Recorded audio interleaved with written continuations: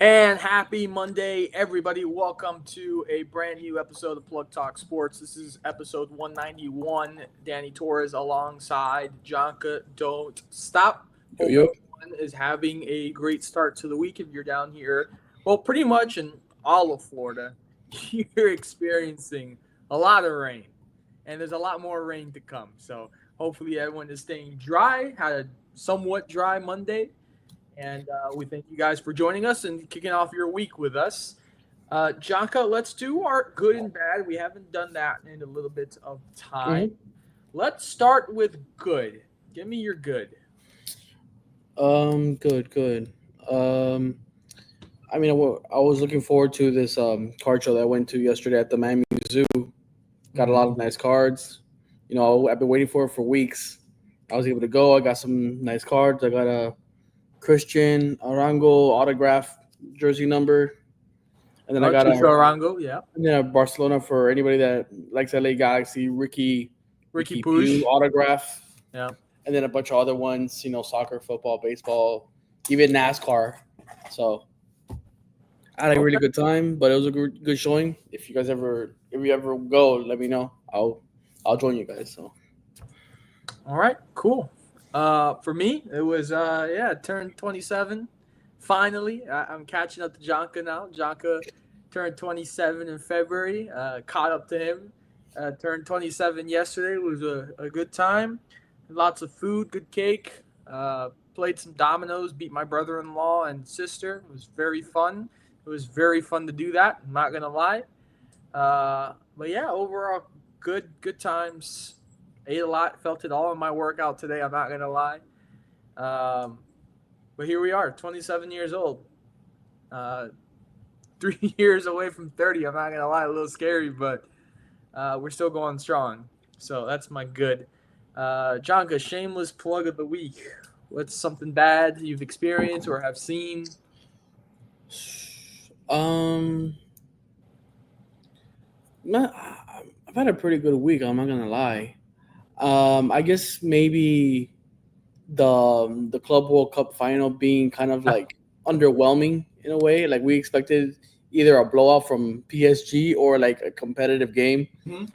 Ended up being more one sided to the underdog, and which nobody expected, which kind of made it like shocking but not really entertaining. So, and I was looking forward to that game all week. So, but it happens in sports. You don't always get what you want. So, Yeah, it was honestly. I was kind of scratching my head as I just did there. I was like, wow, I don't know what to say. I mean, Chelsea came out, did their thing. Cole Palmer, 2 goals, uh, which I wrote in our article today. You can check out at www.plugtalksports.co. Uh, you start to wonder if England would have put Cole Palmer to start the game against Spain in the Euro final, which Cole Palmer equalized the match. Um, could have wondered maybe England could have won the Euros against Spain if Cole Palmer would have started. But man, shout out to Chelsea. I'm not gonna lie to you. Entering the tournament, I didn't think Chelsea was gonna be the champions of this whole thing, especially in a tournament where you got Bayern Munich, Real Madrid, and you have obviously the European champions PSG with as strong as they did. I mean, Man 4-0. City. Man. Oh well. I mean, once they sat down Holland, I that game mean, was over. they But had a poor season, so I don't think anybody was really expecting too much from them. But I mean, PSG 2-0 on Bayern, 4-0 on Inter Miami, 4-0 on Real Madrid. They were cruising. I mean, 4-0 on Atletico de Madrid. They were cruising through this tournament, so I think everyone expected for them to win this, and especially 5-0 on Inter Milan in the Champions League final. So it was shocking, but congratulations to Chelsea. I know people in London are partying hard right now, going to the pubs. But yeah, a very underwhelming final. For me, I got two things. One, I don't know if you saw in the last couple hours that Conor McGregor and God love him. I love Conor. I think he's still the GOAT of the UFC. And I love Conor, but I mean I can't defend his things that he's doing. But a leaked picture of him naked in the mirror with his private areas showing leaked. He sent this picture to Azalea Banks, and then told her not to share it. And she obviously was pissed off, and she went ahead and shared the photo and told him not to be, telling her not to share it and whatnot. And this is on the same day where photos surfaced of him with another woman on the beach getting intimate, and knowing that he has a wife and he has 5 children with this wife. So yeah, not a good day for Connor. And this also all comes down on his birthday. So yeah, disappointing. And he wants to be president Of Ireland, of Ireland. yeah, which Yeah, is not, it's not a good look when this is happening to you. It's not going to help your case. But yeah, that was disappointing from Connor. Uh, the other is Teddy Bridgewater was fired from Northwestern High School for providing Uber rides to his players to get to practice and to get to school, and for spending money to maintain their football field. That is absurd because, look, a lot of these kids are in difficult situations and they need a mentor like a coach or a teacher to be there for them to help them out. And I think that's exactly what Teddy Bridgewater was doing. And you fire him because of that. I don't know what they're doing over there at Northwestern, but I think they made a huge mistake. And a lot of people on social media are talking about it. So let's see what kind of pressure and heat Northwestern comes under from this. yeah. I don't know what they were thinking because he providing them rides to practice to their houses. I heard he was providing food for lunches, updating the fields, uniforms, any equipment that needed to be upgraded. Like, bro, the guy's giving you, like, providing for your team, and all he did was ask, is like, hey, I know I'm helping you guys with the team and everything, and I'm coaching, but like I'm gonna need like some help with the funding if you want to continue to like have this sort of like lifestyle for the team, because I can't be maintaining, like, obviously, yes, I'm a millionaire because I played in the NFL, but that I shouldn't be abused in that situation. So I mean, you tell me like this is a type situation where this guy's sending the kids to high school to class in a Rolls Royce or a Bugatti, Lamborghini, Ferrari or something. Yeah, I understand. But this guy's just sending them in Uber just so they can get to practice and get to school. Like, come on now. I think they really, really messed up on this decision, and he was yeah, trying to get the program on the right step. it's not even, it's like a university booster or anybody sending those Ubers. It's the actual coach of the team. So there's no really like benefit to him doing it. It's just he's trying to help out the athletes become better versions of themselves. Oh, do you want the kid to be late to school? Like, I'm not understanding what the point is. Like, so what's the difference between a friend lending another friend $20 for an Uber, since let's say that their mom got sick or and they couldn't and she couldn't take him to school, or their dad in certain situations? Like, bro, I don't know. I This wonder really if looks they get West looks really bad in this situation right now. I I wonder if they get enough pressure if they will try to reverse their decision. If That's tough. Thing is, then it becomes, will Teddy take it back, Yeah, like, or he will be like, screw you. it kind of looks like a slap in the face. Like, after the decision, it to me it would be a slap in the face. Now, would I take it back? If I take it back, I'm not providing any of the. I'm not providing the same thing I was providing before, because that's the one whole reason I got fired. So, I don't know. bro, like, apparently he spent like a lot of money. Yeah. I'm like, bro, and all he did was ask, like, hey, I need some help funding, providing what you wanted to provide for the team. So I mean, look, he was getting the program going in the right direction. I think they won the championship, didn't they? I'm gonna have to. I don't want to say yes. I'm gonna have to double check on that. I don't quite remember, but we'll yeah, we'll see. I mean, kind of disappointing. Here is Brandon, who is joining us. Welcome, Brandon. Thank you. Apologies for the late delay. Little audio thing. I couldn't get the output, so I got these headphones on me. So we just went over our good and bad. Since you're here now, hit us with your good and bad, whichever one you want to go with first. Well, I think Hit us with it. bad. For those who know me personally, I've been very big on the Nicole Andrea vibe right now. Unfortunately, I don't know how they didn't win Love Island. I don't understand it. You know what I mean?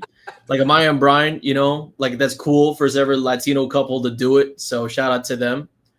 But no, I was high on the Nico Landria vibe. Like my whole workplace was on it. The group chat was going a buzz, but didn't happen. So kind of disappointed in that either way, to the show. Good news though, Hugo Gonzalez, I know we're going to talk about later on in the show, but Celtics Summer League is looking real nice right now. So nice right now. Yeah, I agree. It is. It's looking pretty well for you guys over there. So I don't think. I know it's Summer League, but anything to worry about. At least not yet. Well, let's get into our first topic of the evening, and that was the third fight in the trilogy between Amanda Serrano and Katie Taylor. And, of course, Katie Taylor takes the victory, 3 straight wins over Amanda Serrano. And a TikTok that I posted is actually blowing up. It's past 116K likes, and there's a bunch of comments on there. But it was basically a promo leading into this fight. Errol Hawani, who does a great job with UFC, was working this event. He was interviewing Taylor and Serrano, and basically, and I was absurd. It was absurd. Like when I saw this, I lost it because I was like, how delusional can you be? Amanda Serrano was telling Katie Taylor, oh, I don't need this fight. I chose you. Like, I picked this fight for you. Like, I can get as much money anywhere else without fighting you. I can fight someone else and get the same type of money. Like, honey, you lost 2 fights to Katie Taylor. Like, you're lucky you're getting a third chance to be in the ring with Katie Taylor. What are you like? She's acting like she was in the position as champion to be able to be picking her fights when she's the one that's lost back to back against Katie Taylor. And it was a class act with Katie Taylor. She was very professional, very humbled, quiet, not really one to yap a lot. And we saw the difference. I mean, leading up into this fight, we had a whole Broadway production from Amanda Serrano entering the ring. Nati Natasha was singing, and there was Bad Bunny in the background, and she was out here dancing and everything. Compared to very simple Katie Taylor, came in with a Christian song as her walkout, and she looked laser focused, ready to go. And then when it came down to the fight, Serrano did not prove anything that she deserved to win this fight. And I mean, after she was like, oh, this is just like matter of opinion, these last 3 fights. No, honey, it's not matter of opinion. It's fact. You lost all 3 fights. And now, guess what? We'll see what you can make out of this in your career. Brandon, are you going to go? Well, I mean, there's not a lot to say about this. Obviously, Katie Taylor 3-0 against his opponent, 39 years old from Ireland. Doesn't matter if she's 70 years old. She's from Ireland. She's not going to be losing a lot of fights.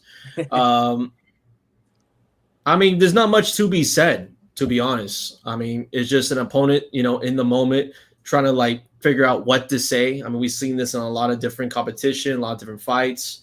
Your wife sent me DMs, you know what I mean? So we've seen this type of behavior before from the losing side of things, especially in MMA, fighting, boxing, anything like that professionally.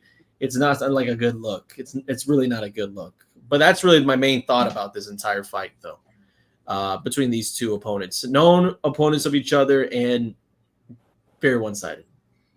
Shaka? Yeah, just from the moment that they came out with Nati Natasha and Bad Bunny and the whole theatrics heading to the ring was already like, I couldn't really tell. And then the moment she started fighting, it wasn't the aggressive style from the first two matches where it's a bloodbath and basically hardly any defense.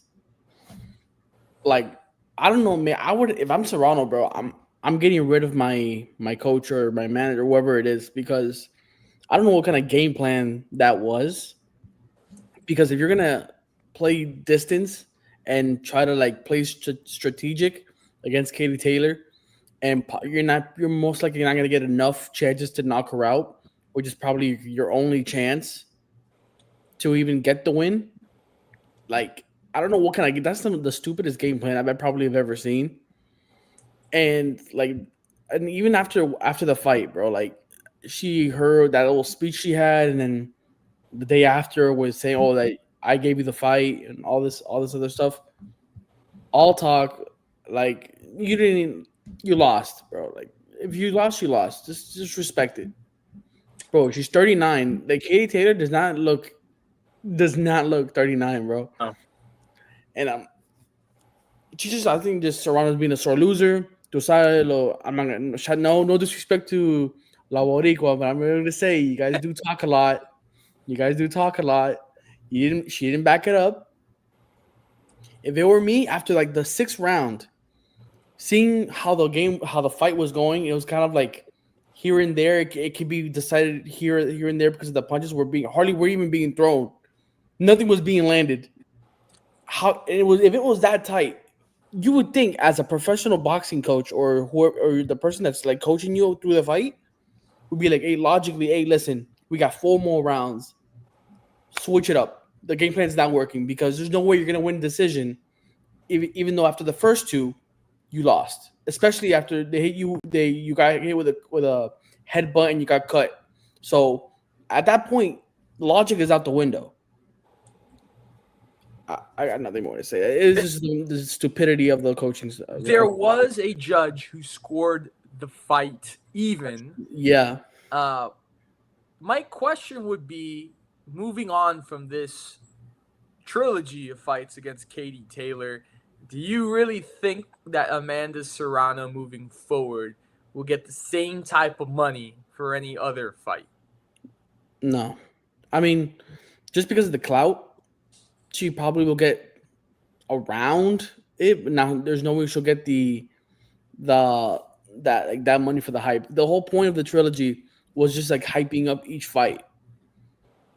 Now, can you even tell me who else is who's like the next person that could possibly be as big as Katie Taylor versus Serrano? No, you can't tell me. So nothing's gonna be as big. This is the whole point of the trilogy. Based off the first, let's say for example, if those first two fights were in bloodbaths and it was just like normal what we saw in the third fight, it wouldn't be as it wouldn't be as entertaining. So I don't expect Serrano to be fighting like that at 30, I think 37 or 36. Yeah. I'm gonna say no. There's no way she's gonna get that amount of money unless it's like a big fight and there's a contract in the background where it's like, okay, we'll fight like 2 times and then we'll see what the drama leads up to, publicity, everything. All the thing happens in the background, but I don't see it happening though. Brandon, you think she'll get the same type of money? Well, just off a name, because we saw Floyd Mayweather get paid millions of dollars just to pop up. So, and I'm not trying to compare the two athletes, obviously, but just for name, most likely, yeah. Okay. I think it could go either way, to be honest with you. I think she can, and then, like you said, Brandon, because of name, she could. So I think it goes both ways. Moving on here. This is a pretty interesting topic. Cleveland Guardians pitcher Luis Ortiz under investigation for potential spot fixing. For you guys don't know what spot fixing is, I will tell you guys about the situation in detail. So here it is. Luis Ortiz is a 26-year-old right-handed pitcher with the Cleveland Guardians, recently acquired from the Pittsburgh Pirates in December of 2024. So MLB Integrity alerted IC360 flagged unusually high betting on 2 of his first pitches that ended up being balls or hit batsmen in games on June 15th against Seattle and June 27th against St. Louis. The sports books reported the activity in Ohio, New York, and New Jersey. So, how has the MLB responded with this? Uh, Ortiz has been placed on non disciplinary paid leave effective July 3rd, lasting through the All Star break, which players return July 17th and resume games on July 18th. Uh, though the leave may extend if the probe and investigation continues. It's a confidential, ongoing investigation. No discipline has been handed down yet. And of course, the MLB and the Guardians organization have declined further comment. So, what do you guys think of this situation? I mean, this is the first time that I have heard someone betting on specific pitches, especially their own. So it's kind of an unusual, new I think occurrence for me to see this, to hear this. I mean, this goes back to I believe last year or 2 years ago when people thought Shohei Ohtani was betting on games and ends up being his interpreter and his translator. Which I know Brandon has his own theory about that, and he thinks it's probably bullcrap, and that the interpreter took the blame and the fall for it. Absolutely. Hey, that poor interpreter, man, he got some real punishment. But this is something to look at. It's very, very interesting, and I mean that's all the information we really know. The investigation is still going on, and you wonder what the punishment will be if he is found guilty of this. No, absolutely. And again, we've seen this reference as well in the NBA. I mean, recently with Malik Beasley, hypothetically, there's a potential he's going to be gone for a lot of games next year if he's found out to have been betting on his games. So that's also investigation over there. But Ortiz's situation, the funniest thing, it's the only 2 games. You know what I mean? Like, what if he was just horrible? Like, what if he was just horribly bad?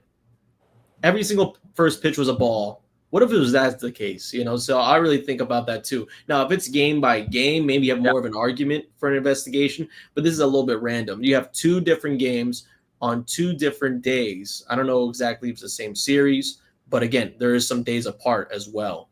So is it a smart idea? I mean, if I was a baseball player looking to bet, yeah, first pitch would be great because I'm not really throwing away games with that. If I throw a ball here and there of a first pitch towards a batter. But suspension-wise, I think what the MLB is doing right now, I think it's right, investigating it, keeping him away past that all-star break. When he returns, then you can really be like, okay, well, let's see. We're probably going to have you here coming back right before playoffs in October if they, continue on. I think that this will be more or less a situation where they'll play by ear because when there's a lot of things, in sports, whereas NFL, NHL, MLB, there's a lot of mirroring, right? So maybe you have yourself with the MLB commissioner where it's like, well, the NBA is taking this very seriously, so we should got to take this very seriously. Let's, extend the amount of games on this suspension if he is found to have been betting like that. So that's what I assume to see a lot from MLB past this All-Star weekend. So I'm going to leave it at that specifically because we don't really know what's going on right now going through this investigation. But it's as random as it gets, though. 2 days, that was enough to find as like, yeah, we need to see this. I don't know. That's too much for me. Before Jonka goes, to give some context here, Tupita Marcano received a lifetime ban for placing about 400 bets. That's been one case. Umpire Pat Hoberg was fired for improper gambling activities. And for Ortiz himself, piggyback off of what you said, Brandon, in terms of performance, this year, 2025, he has a 4-9 record, 4.36 ERA across 16 starts, tied for the most losses in the American League. So that gives a lot of context there. He could just be horrible. That's what I'm saying. He could just be horrible. Maybe he just needs a trip to the minors. I don't know. But Jaka? I need to know, I don't know if you said it, Daniel, what were the bets that were placed that made it suspicious? Because they were on his pitches. I know, but what kind of pitches though? It was What was the bet? like the first pitch towards the batter. I don't know. I was the one that That's placed the bet. yeah. I need that information because if it's like, oh, the first like one of the pit, he's gonna hit somebody in the game with a wild pitch or something. Oh, you're betting on that, and plus Yeah, the but amount, that's like the amount that you're betting also makes it that's stand out. That's literally like a stranger asking, "Hey, I wonder what Giancarlo Morera bet today." Like we don't know that. We don't know that information. Yeah, and we don't know until the investigation. But right. They're I not mean, gonna as release Danny, that. yes, but as Danny said though, the reason why they're really investigating is because every single first pitch was like a ball or a guy got hit. So I guarantee it, it has to be that first pitch one. That's the easiest bet. And again, as a betting man, the easiest bet to do in baseball. Yeah, because I mean, most pitchers know what their first pitch is gonna be. So obviously depending on the batter, but yeah. I don't know. I need to see more about this situation before I say my whole piece because if let's say he made a couple bets, I want to see the amount per bet because then I feel like if he's like let's say he bet like 20K on the pitch, the guy's an idiot. But if it's like multiple small bets, then he's trying like to hide something and make it look like normal little small bets here and there. Like there's but look, the point is whether it's 20K or $20, the athletes themselves are not allowed to bet. That's the rule. So whether it's 20K or $20, it doesn't matter. You still were placing bets and gambling as an athlete, and especially if it's on your own pitches. Yeah. Would be interesting though. What if he went out of his way and was like his entire salary, his annual salary out of his contract on one pitch? I could imagine the broadcast booth, he looking to hit a ball and the guy just decides to swing at it for some reason and you just see the pitcher just lose his mind on the mound. Just they took everything. They took everything from me. Then you will book him on the spot. But I'm pretty sure they're gonna have to investigate like every family member, every friend, every text message, just to see like if there's any way that he told a friend, "Hey, yo, put a bet on me to first pitch to be a strike or whatever," just to make it look like it wasn't him. Maybe that's the only way I could see it. Because if he put a bet under his name, the guy's a moron. I mean, I'll tell you before I continue. I'll tell you a little bit more details here. So, MLB investigators will trace bet origins, volume, and whether Ortiz had any betting connections or communications. If wrongdoing is found, MLB could impose suspensions up to a potential lifetime ban, depending on severity and intent. The case highlights MLB's commitment to policing in-game betting integrity. So it's also pretty much to find out if this guy was betting under his own name, betting under a random name, or is his friends or family betting for him on his pitches, or was it just a coincidence that someone was just betting on this thing and he has no connection to it? So, I mean, I think that is some of the points that the MLB will be looking at through this investigation. Yeah, that's good. We're gonna be following it very closely because this is interesting. But as Brandon says, I guarantee if come Friday and the season resumes from the All-Star break and the MLB decides that they're going to continue his paid leave, oh, there is something sus going on. There is something that they found that they're interested in looking into more if he's not back on that ball field in that clubhouse on Friday. That's my thought of it. There is something there if he's not back in that clubhouse on Friday. I'm not saying he's guilty, but there's something suspicious. If he's not back on Friday, there's something suspicious that they're like, we want to take a further look at this and take more time with it because there's something suspicious.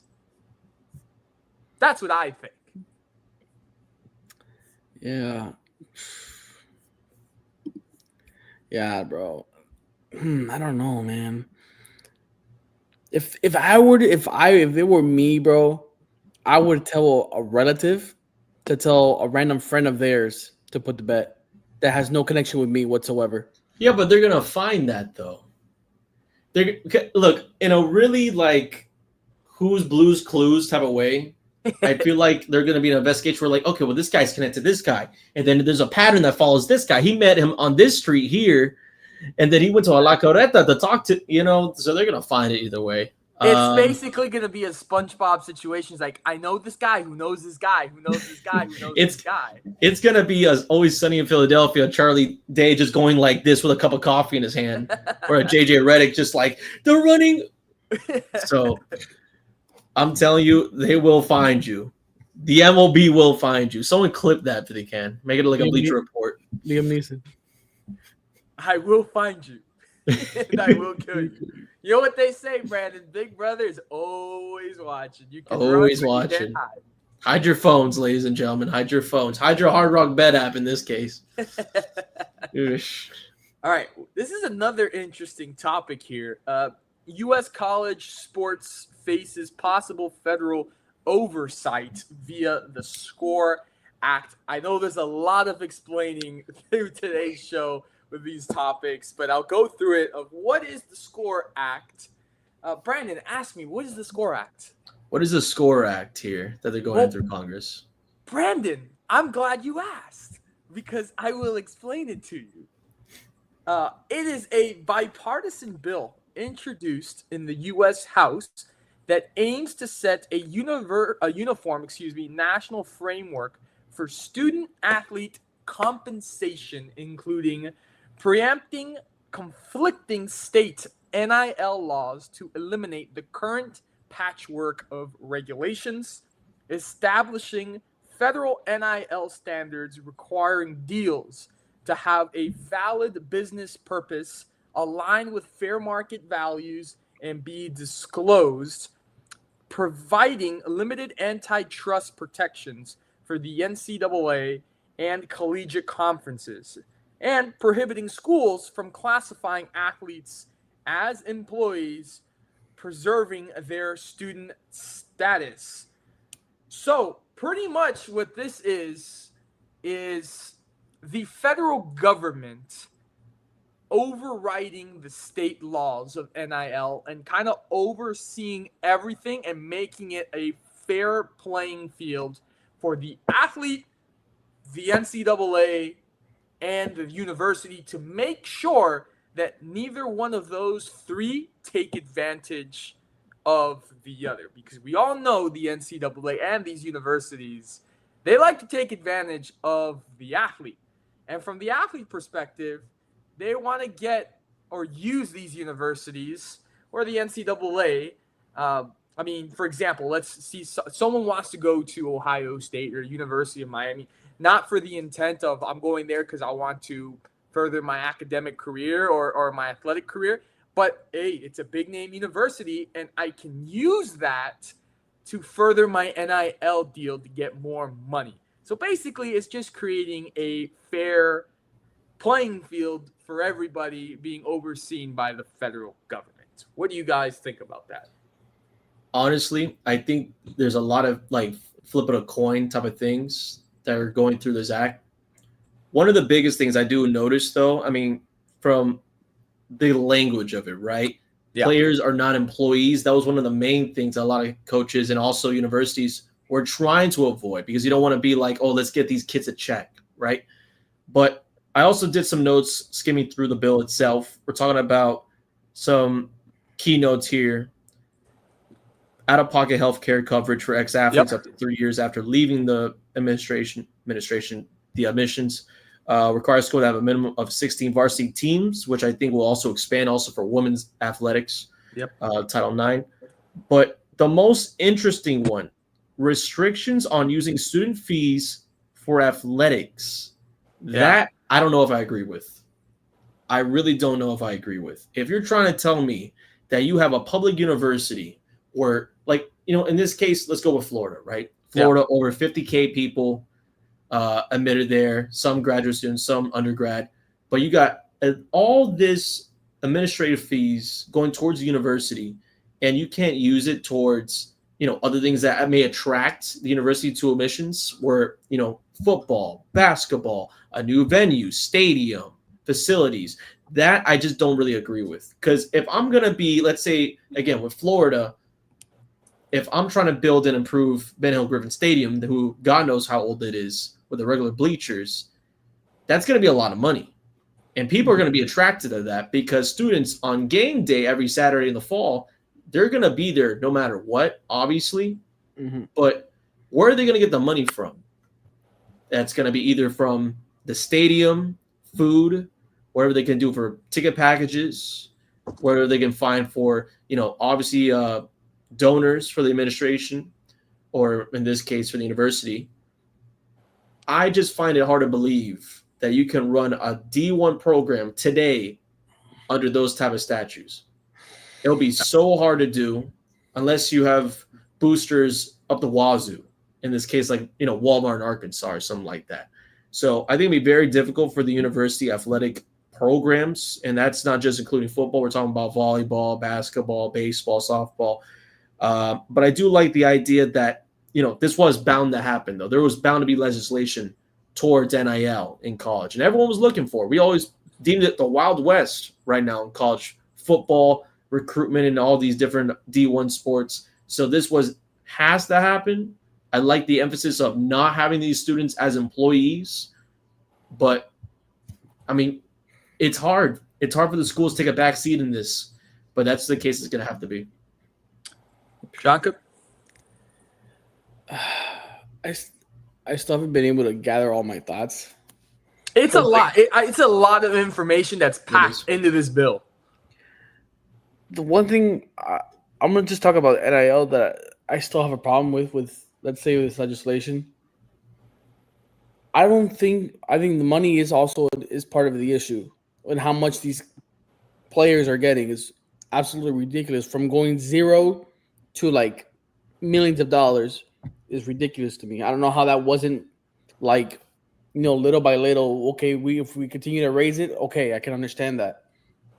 But then Daniel was also talking about how these players are transferring to schools and just like, okay, one good year, transfer, go to another school, ask for more money. Okay, have another good year, go to another school, transfer, get more money. Like, what they need to be doing is setting rules, bro, regulations. Okay, one-time transfer, and if you decide to transfer again, you have to pay a fee to go to the other school that you want to transfer out of. If you want to be paid these millions of dollars, you're going to have to play on the field. If I'm going to be paying you millions of dollars, you better be on that field, no questions asked. I don't understand what these people want, bro. They went from not being paid to acting spoiled, bro. Acting spoiled. I'm sorry, but you're saying paying a fee just to transfer? Bro, like, okay, let's say transfer portal fee. Let's say for example, Jeremiah Smith, he decides to transfer out of Ohio State and let's say come back to where he was born, Miami, here in Miami, right? Okay, that's his one-time transfer. That's it. He's good. Let's say, okay, you know what? He didn't like it here in Miami. He goes back to Ohio State. Bro, what is this jumping these jumping jacks, bro? Like, there's no, like, seriously. You got players from every other school jumping every year because they don't like their situation. And imagine then they more and more money. Taylor Rashada would have been broke in Janka's world. Oh, no, yeah, bro. Hey, that guy ruined his own future, bro. That guy was, forget it. But I just don't like the situation where, like, you go from JUCO to D1, and then you think because you're in D1, you can ask for a bunch of this money, and then you're gonna be sick. Then you're always like, oh, you know what? This school didn't treat me well in this year for the first year in D1. Now I'm gonna transfer to another school, bro. These kids are actually spoiled, bro. My kickback to that is, who's gonna pay that fee? The student has to pay the fee. If they want to transfer out, they need to pay the fee. You know what I would also say? I would also even argue, because again, I honestly don't like that idea because, John, as you said before, we have guys going from JUCO, then obviously they go to D1. So there's going to be hypothetically a fee in that sense, or like, guys would go D1, then maybe sometimes go back to JUCO because they don't have any play time where they make that jump to D1. I'm thinking to myself, if the program pays the fee, let's say, for example, it's like, we really want to get this kid here. Let's see what we can do to get this kid here. And instead of doing NIL. Yes. Then you go if you want a certain player and the school's willing to get rid of him, then you can buy that transfer to get that player. But if the player willingly wants to leave the school out of his own whim, and the school's already been paying this guy, like let's say $1 million, why should the school have to pay the fee for him to transfer? But Jonka, here's my kickback to your solution. What if it's a genuine thing where it's just not working out for him and he or her, and he wants to transfer somewhere else? I've known players that I've worked with have gone to 3 different schools just because they haven't found the right fit and it hasn't worked out for them. So why should that person be punished because of that? I mean, they're the ones committing to the school, first of all, and then they're also getting paid. You're getting paid to be on the field. The school is paying you to play for me. Hey, they're gonna get paid no matter where they are. It's like kind of like it's like serious. Like, oh, let's say I play for Miami. Oh, you know what? Sorry, guys. I mean, besides you paying me, you know what? I'm not liking it here. I'm just gonna dip. Yeah, but Jonka, you committing and saying, okay, yeah, I'm gonna go play there, but you don't know. Like committing and then going to play. I play 1 year. Hold up. You don't know how it's, as an athlete, you don't know how it's gonna be once you're in that locker room and once you're in that court, that field, whatever. You don't know. Just committing doesn't mean that you know how it's gonna be already. What I'm saying is a one-time transfer for free. Like you can go and transfer. But if you decide to for a second or third year or even your senior year, you decide to transfer again, then you pay a fee. But that's what I'm telling you, though. There's people that transfer 2 to 3 times because they haven't found the right fit. So why should that person be punished? I'm not saying like the fee is going to be crazy, but like depending on kind of like you're punishing that person for transferring a second or third time because they haven't found that right fit. I get you that there's people that abuse that. I totally understand. There is, just like the Jalen Rashada situation. But there is athletes out there that are trying to find that right fit and have to transfer 2 to 3 times. So why should that person be punished? But it's equal for everybody else, though. That's the thing. It's equal across the board. Like I would say, in a sense, where it's like, if you're going to be transferring to other schools, and as Danny's mentioning, you don't know how a fit is going to be until you get to a place, similar to when you apply to a job or whatnot. You don't know how the people are going to be like a month in advance or something like that. But in case of scenario where, D1 stretching different Carver athletics, it's highly highlighted in D1 football. I mean, we saw what happened with Tennessee's quarterback situation during the offseason. We saw what happened with what's going on with UM and Georgia and Carson Beck coming over here because of the whole girlfriend thing. We saw what happened. Like, I can go on and on. But the truth of the matter is, if you're a student athlete, and we're talking about 18, 17-year-old guys, 20, sometimes 24, 25 for some reason, 27 for some reason in year 7, how can we penalize, and if this is the NCAA telling them this, how can we penalize you? But at the same time, we want to make sure that when you get out of college, you're in a right spot for their future. You know what I mean? So that, if I'm looking at the NCAA and I'm looking at the sense of outside of business, which unfortunately the NCAA is highly active in that, because similar to the topic itself of the act, non-employee, that's what they really emphasize that to. So that's what this type of legislation is going to bring. That's the type of language that it's going to introduce as well. So you can't be penalizing non-employees. That's what I would say. Let's take a look at where the legislative status of this act stands. So it's actually scheduled for tomorrow, July 15th, before the subcommittee on Commerce, Manufacturing, and Trade. And for the Senate outlook, it needs 60 votes, including 7 from Democrats. And it's viewed as an uphill climb because Democrats see it as favoring NCAA power, potentially limiting athletes' rights, booster collectives, and reversing gains from the $2.8 billion House versus NCAA settlement. So supporters argue that it provides stability, prevents state-by-state chaos, shields from lawsuits, and maintains the student-athlete model. But yes, they will be voting on it tomorrow in Washington, D.C. on Capitol Hill.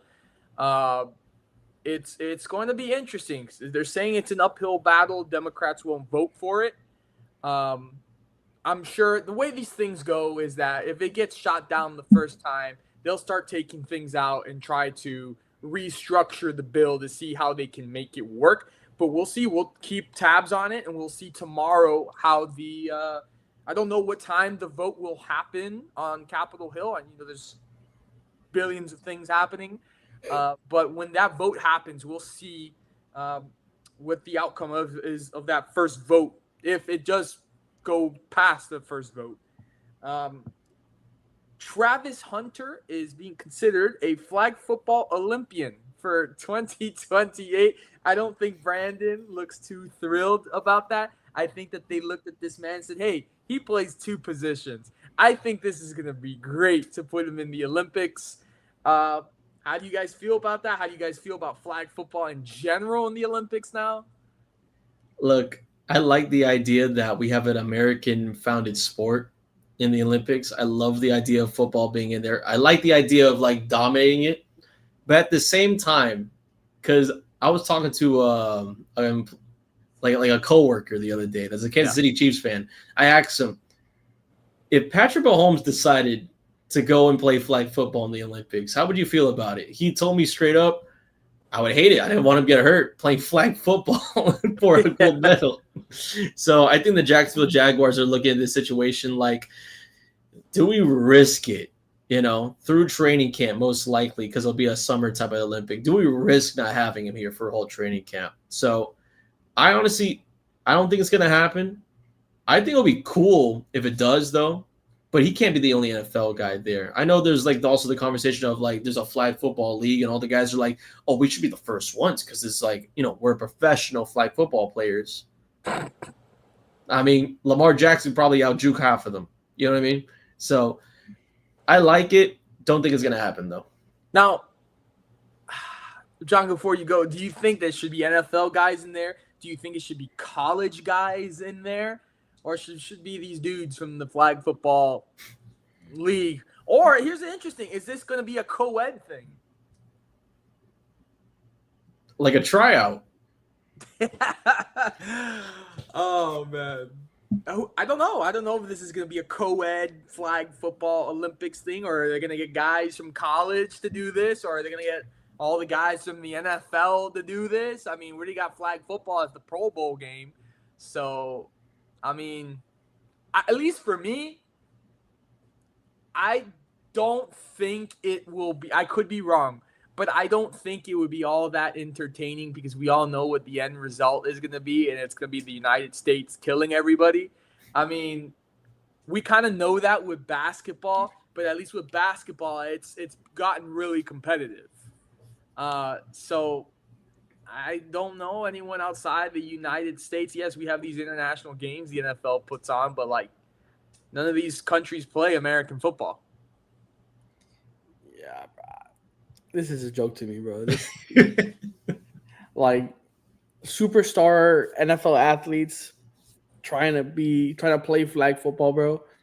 Like, are you guys really gonna like subject yourself to that? Like, you're gonna really go that low just to put yourself out on TV? Like, are you for real? Like, seriously. Like, I get it. Actual American football isn't really in the Olympics, and you want an Olympic medal. But at the same time, you have literally a lot to like lose in the situation. You either go and play, and you either tear an Achilles, ACL, you get injured, and we're like legit, like maybe less than 2 weeks away from training camp. Why, like this? It's not worth it, bro. It's not worth it. Like, seriously, just let these regular flag football players go out there. They're most likely gonna win, and just do your thing. Like, there's no reason we need Justin Jefferson, Tyreek Hill, Travis Hunter, Lamar Jackson all on one team, as if that isn't overkill already. Even though the USA team that's as it is right now is probably going to win, there's no reason. All it is just they just want to play for clout and just show off for TV. That's basically what it is to me. They just want to show off. They just want to do one-handed 360 under the legs, backflips into the end zone. That's what they want to do. I don't see any motivation what else to do besides TV and probably money. I think it's gonna be. It'll be interesting to watch. I'll give you that to see how it plays out. But it in itself, I think it will be boring. Now, this is what I say. Now, let's say this continues to go to brew, and there's some drama going on between the team that it is structured right now and the NFL players. Give me USA versus the NFL team flag football game. Let's see who gets to represent USA. You know what I think it should be? Yeah. No, I'm telling you, it should be Drake May and the U.S. men's rugby team. Let's just have those guys go. That's another thing I thought about just now. What if everyone was just like, let's just put the rugby guys out there. Let's see if they get the flag from them. Brandon, you know Chanka, I don't know why I have this sense of gut feeling, that come 2028 and we got United States versus New Zealand flag football, and New Zealand's going to be doing the haka right before the flag football game begins. And I would, in 2028, I'm just going to be sitting there thinking, who would have thought we would have seen New Zealand doing a haka dance before a flag football game? You can't make it up. You really can't make it up. I want to get to a topic that I know Brandon is going to love talking about. His final topic of the night is NBA Summer League. Here's some headlines that have been making news. Wizards' Alex Sarr set the Summer League record with 8 blocks in a 102-96 win versus Brooklyn. He added 16 points and 12 rebounds. And, of course, Trey Johnson chipped in 21 points, while rookie Will Riley scored 16. Mavericks ended up shutting down the number 1 pick Cooper Flag after a 31 points explosion against the Spurs, and they're just saving him for next season. And obviously, your Boston Celtics doing pretty well in the Summer League. What do we make of this, guys? Honestly, there's a lot of headlines from the Summer League. Of course, the Celtics, Jordan Walsh is balling out on top of Julio Gonzalez, who defensively, his intensity, it's honestly nothing that I expected coming out of Madrid. But the biggest story to me, it's got to be the Utah Jazz.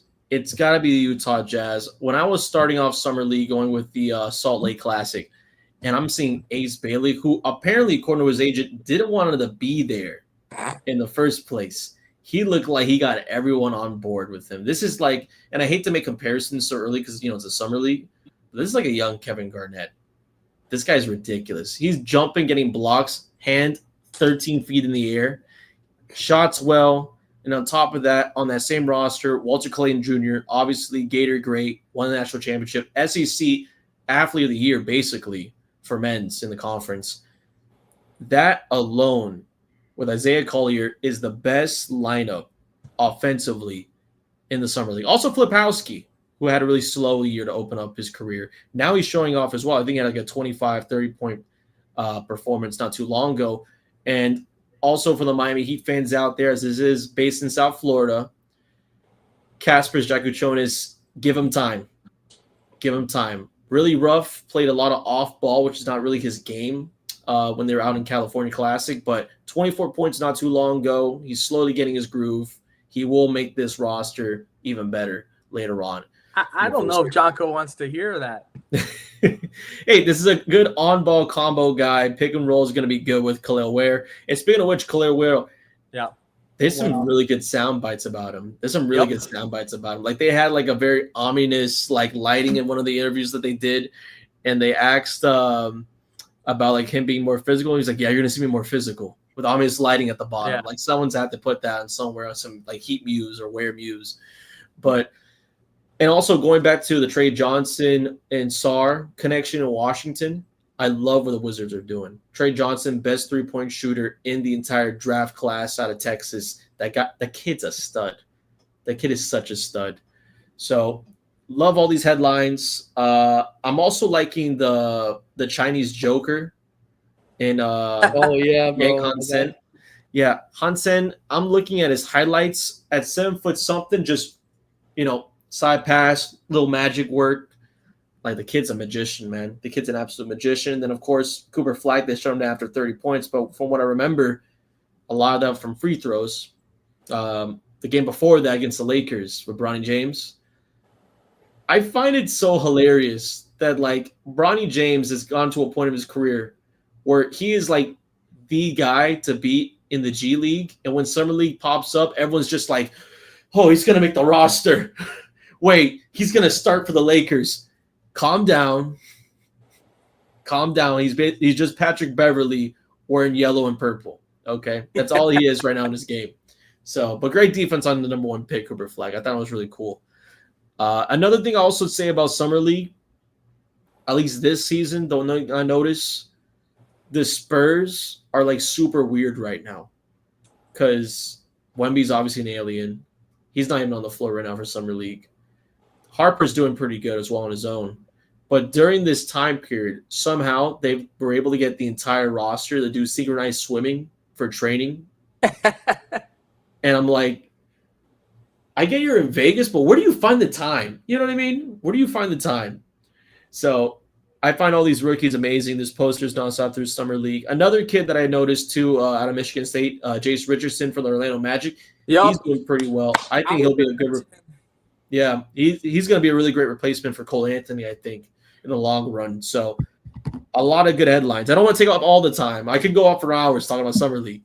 But I think what you said about the San Antonio Spurs immediately to my mind. I was thinking about those classic LeBron commercials where Grandpa LeBron is sitting on the chair and young LeBron's in the pool, and he's like, "You think Michael trained in the pool?" That's what I'm thinking about with the Spurs. I'm about to call you back. Yeah.